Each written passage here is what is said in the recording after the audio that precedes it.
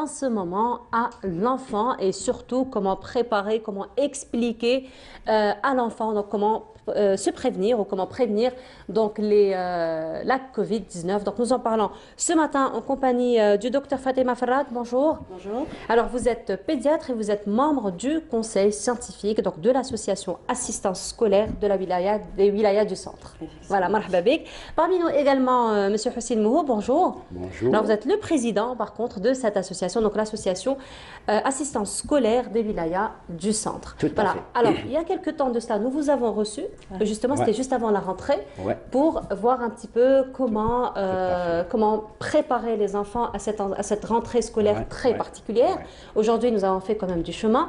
Donc, depuis la dernière fois qu'on vous a vu à nos jours, qu'est-ce qui a été fait et surtout, comment les enfants ont vécu cette pandémie au milieu des écoles. Tout à fait. Donc, bonjour pour nos téléspectateurs. En fait, oui, on a accompagné les élèves durant la rentrée scolaire, comme vous venez de dire. On les a quand même assistés et on leur a distribué des masques, des gels hydroalcooliques, etc. Donc, en présence des médecins et des psychologues. Et maintenant, il y a un autre événement. Donc, on vient aussi d'organiser un séminaire régional en présence des psychologues, des médecins, des chercheurs pour sensibiliser ces élèves. Et aussi, c'est un séminaire qui concerne ces élèves. Sachant que la pandémie frappe le monde entier et notre pays, et surtout en milieu scolaire avec les nouveaux variants, vous savez, ça touche quand même la catégorie d'âge qui concerne nos enfants. Et surtout aussi à l'approche des examens, donc il y aura peut-être des regroupements, etc. Donc, on est obligé de les assister et de les sensibiliser des mesures barrières à respecter. Et aussi, il faut vraiment vaincre ce virus invisible qui touche quand même la majorité des citoyens et surtout maintenant, même ça peut même contaminer des élèves, etc. Très bien. Alors justement, docteur Farag, dans ce sens, donc vous avez accompagné, on l'a vu, donc on vous a invité dans ce sens, vous avez accompagné donc les enfants pour la rentrée scolaire. Jusqu'à présent, vous faites toujours de l'accompagnement. Alors justement, comment les enfants ont vécu un petit peu cette période au milieu scolaire, d'autant plus qu'il faut dire que les écoles ont été à cheval. Hein, donc on l'a vu, ils étaient quand même à cheval sur le plan de respect, donc de la distanciation, lavage des mains, etc. Bonjour tout le monde, ravi d'être parmi vous aujourd'hui en espérant vous apporter des actualités. Parce que ça on parle du Covid, maintenant une année, donc pratiquement c'est tout le monde qui est rodé, il n'y a plus la panique du Covid. Je suis là aujourd'hui c'est pas pour vous faire peur, mais pour sensibiliser tout le monde, que ce soit les enfants, les adultes ou les sujets âgés, surtout on assiste à des variants. Donc il faut le dire. Bon, je ne vais pas parler de la pandémie, mais je vais parler de mon pays, c'est très très important. C'est vrai qu'on a assisté les enfants depuis le début de la pandémie. On a pu gérer la situation donc avec la collaboration de tout le monde. La peur qui a créé, donc ils étaient disciplinés, donc ils ont respecté les gestes barrières, donc à savoir le lavage des mains, le port du masque, la distanciation physique. Mais ce qui m'inquiète maintenant, sincèrement, il y a un relâchement. Il y a un relâchement total de la part des parents, des enfants, et ça, on assiste toujours à ce relâchement. C'est pour ça. C'est un relâchement qu'on ressent. On ressent le relâchement. Et on le ressent un peu partout dans le monde, hein, pas seulement dans le pays. C'est vrai que les gens, à un moment donné, ils sont un petit peu fatigués. Ils sont fatigués, c'est tout à fait normal. Donc, mais on est là, donc c'est pas pour faire peur, mais pour sensibiliser. Donc, c'est pour ça qu'on a organisé le séminaire. On a déjà sensibilisé, mais cette fois-ci, on a organisé le séminaire pour dire qu'il y a des variants. Et les données, ils ont complètement changé en matière d'enfants. Je ne sais pas si vous vous souvenez, la première fois que je suis venue vous voir, j'ai assisté c'est-à-dire bonjour à Géry, la dernière fois, c'était le début de la pandémie. Effectivement. Donc, on a dit que les enfants ne contaminent pas. C'est des victimes. C'est des victimes. Mais c'est des porteurs sains. C'est des porteurs sains. C'est des porteurs sains. Et même s'ils tombent malades, donc on n'a pas eu des formes graves. On n'a pas eu de forme grave de la maladie. Mais maintenant, les données, ils ont changé complètement avec les nouveaux variants. Qu'est-ce qu'on a eu donc, que ce soit en Algérie, il y a des enfants qui sont malades.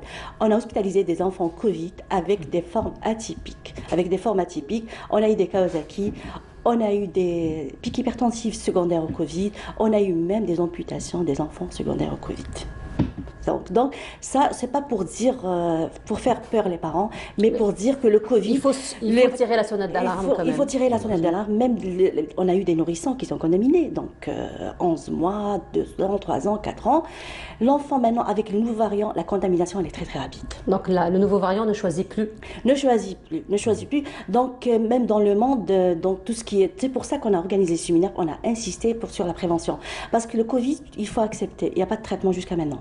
Donc on ne va pas dire prévenir pour guérir, prévenir pour ne pas mourir. C'est ça, donc ce que je dis toujours, prévenir pour ne pas mourir.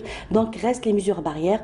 Donc on a sensibilisé l'ensemble, donc on est en train de sensibiliser jusqu'à maintenant pour le lavage des mains, le port des masques, la distanciation et surtout le renforcement de notre immunité, notre système immunitaire.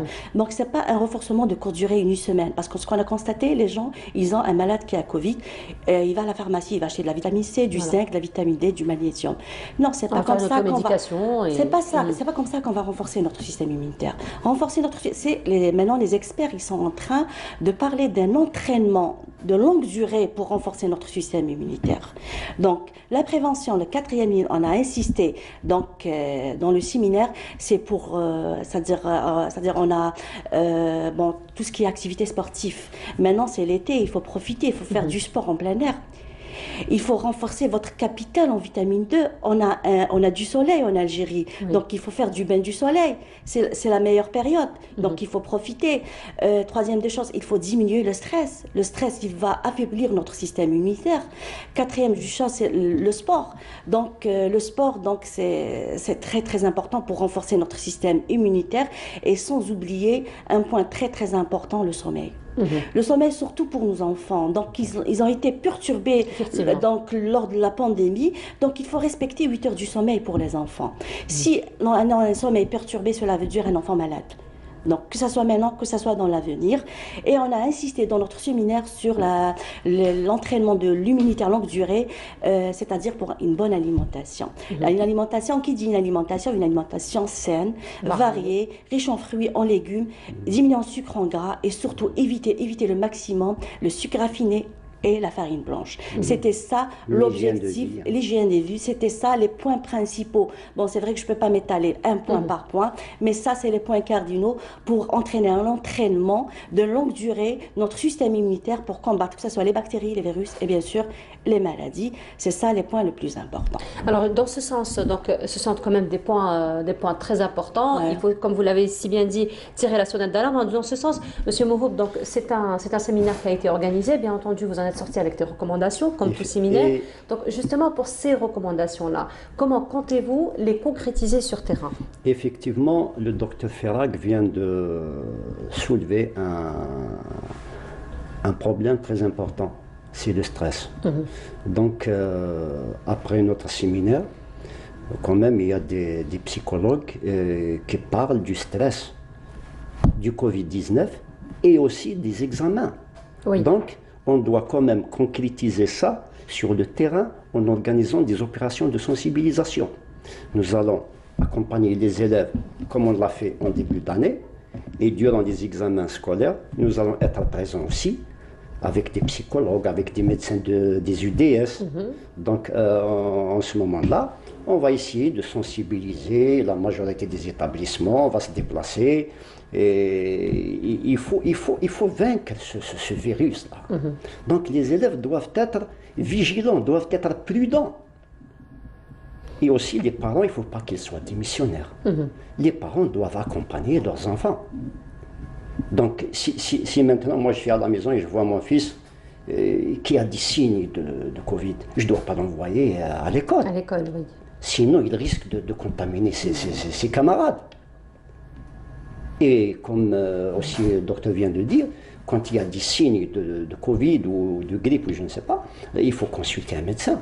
Il ne faut pas aller directement chez le pharmacien pour demander le zinc, la vitamine C, tout ce qui s'ensuit. Et justement, lors de votre séminaire, vous avez conçu un spot de sensibilisation. Nous étions justement en train de le voir, là, en ce moment. Donc voilà, nous étions en train de le voir. Alors justement, Monsieur Mouhoub, dans ce sens, donc, le séminaire a, j'imagine, regroupé ou invité des spécialistes de la question, justement, pour traiter de ce sujet-là, mais auprès de l'enfant. Donc, quelles sont les actions que vous allez mener sur terrain pour sensibiliser encore plus l'enfant donc à cette question du Covid et encore plus donc tout ce qui est les variants encore une fois. Écoutez, maintenant, au niveau des académies et des établissements plutôt, il y a des psychologues de l'orientation scolaire. Oui.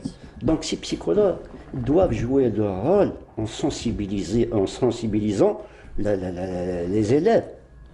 Et pourquoi on les a affectés là? C'est pour suivre, pour sensibiliser. Oui. Et aussi, on a des délégués au niveau de chaque wilaya qui organisent des rassemblements, des conférences avec l'association des parents d'élèves et les enseignants. Cette fois-ci, quand on a organisé ce séminaire, on a invité toute catégorie de tout ce qui concerne l'éducation. Et il y a des chercheurs, il y a des psychologues, des médecins, des parents d'élèves, des enseignants. Tout le monde est concerné par cette sensibilisation. C'est pour ça qu'il faut être main dans la main et donner un plus ces élèves. Il faut qu'ils soient rassurés. Il faut qu'ils soient rassurés qu'on est auprès d'eux. Et normalement, ça ira très bien, Inch'Allah. Déjà, avec les cas qu'on constate ces derniers temps, ils sont instables. Oui. Hein? Donc, alors justement, les cas qui sont instables, très rapidement, docteur Farag, justement, quelles sont les retombées un petit peu psychologiques sur l'enfant donc, qui a vécu ou qui a été atteint du Covid? Donc le Covid, donc maintenant, c'est-à-dire dans le moyen, c'est-à-dire dans l'Europe et les États-Unis, ils ont fait des études sur 2000-3000 enfants pour voir le retentissement mental carrément donc de la pandémie sur le Covid, du Covid-19 sur les enfants. Donc ils ont, c'est-à-dire on a eu tous les troubles psychologiques, hein, donc que ça soit il y a eu donc que ça soit sur le plan mental, sur le plan médical, sur le plan socio-économique, donc ça a retenti. Donc il faut le dire, donc le Covid il a mis à genoux tous les systèmes de santé dans le monde. Hein. C'est pas juste en Algérie. Et il y a un retentissement sur la psychologie des enfants, que ça soit un enfant qui n'a pas le Covid, que ça soit un enfant qui a le Covid. Donc c'est un point. Parce que même celui qui n'a pas le Covid, il entend tout le temps. Donc il y a les réseaux sociaux, il y a les médias, il y a l'entourage. Il y a même le retentissement, par exemple. Je vous donne un petit exemple. Soit disant un enfant qui était bien entouré de sa famille, un jour, le lendemain, le papa il se trouve sans travail. Ça, c'est un petit exemple. Voilà. C'est un petit exemple pour vous dire que même, c'est-à-dire le papa, donc il y a eu beaucoup de familles donc, avec le Covid qui ont perdu leur poste, c'est-à-dire, donc l'enfant, il va ressentir cela. Donc ça, c'est un petit exemple. Alors qu'il y a des enfants qui ont perdu des parents et tout ça, des proches. Donc il y a un retentissement très très important sur le plan psychologique. Très bien, donc il faut dire qu'il faut juste rappeler que votre association est là pour prendre en charge sur le plan psychologique, sur le plan éducatif, sur le plan aussi médical, tous ces enfants. Donc merci beaucoup d'avoir été parmi nous ce matin. Donc très rapidement, allez-y. Très rapidement. Un petit coucou pour mes petits-enfants qui sont en France et qui suivent l'émission. Pour ne pas se fâcher. Voilà. Ils ont raison. Bien sûr. Ils ont raison. Le papy qui est là, qui fait un travail colossal. Aylan, Mayel et bien sûr leur maman et leur papa. Donc, sinon, on m'a dit si vous ne faites pas un coucou d'adou, c'est... Ils ont raison. Ils ont raison. Donc un grand coucou aux petits-enfants de M. Mouhoub. Merci beaucoup. Donc M. Hossein Mouhoub, je rappelle, vous êtes le président de l'association Assistance scolaire des wilayas du centre. Docteur Fatima Farag, vous êtes donc membre de l'association et vous êtes membre du conseil scientifique de l'association, en plus de que vous soyez pédiatre. Merci beaucoup d'avoir été parmi nous ce matin. Rapidement, je crois que c'est à l'approche des examens et sur le plan psychologique, si le temps vraiment nous permet, nous allons organiser un séminaire rapidement avec des psychologues, au moins pour toucher côté psychologique de l'enfant. Effectivement, très bien. Je voudrais juste vous dire assez rapidement que la vaccination pour l'enfant, elle a débuté à Canada et les États-Unis le 10 mai, donc c'est très très récent, c'est tout. Très bien, donc c'est encore une fois une sensibilisation pour aller vers la vaccination. Le fait qu'il y ait une vaccination pour les enfants, il y a de l'espoir. Pour atteindre une immunité collective, il faut vacciner les enfants. Il faut éviter que les enfants seront contaminés. Je vous remercie beaucoup. Merci beaucoup, Yatekum Saha. Et on continue notre émission. Nous allons rester avec cette campagne de sensibilisation, de prévention au Covid-19. Et là, ça va être un spot de prévention que nous vous proposons et on se retrouve juste après. Est-ce qu'il est vrai que la chaleur empêche le virus de survivre? Pas vrai du tout. pas vrai du tout parce que le virus, il survit, il peut survivre à des températures ambiantes. Il peut aussi survivre dans le corps humain qui est à 37 degrés, je vous le rappelle, au minimum. Donc, c'est pas vrai. Donc, on peut se permettre de prendre une bonne crème glacée sans problème? Oh là là, là aussi, ce n'est pas du tout, il n'y a pas du tout de rapport entre l'alimentation et la crème parce que de toute façon, lorsque vous prenez une crème glacée, ça ne peut pas glacer votre température. Donc, il n'y a pas de lien. Est-ce que c'est vrai que le coronavirus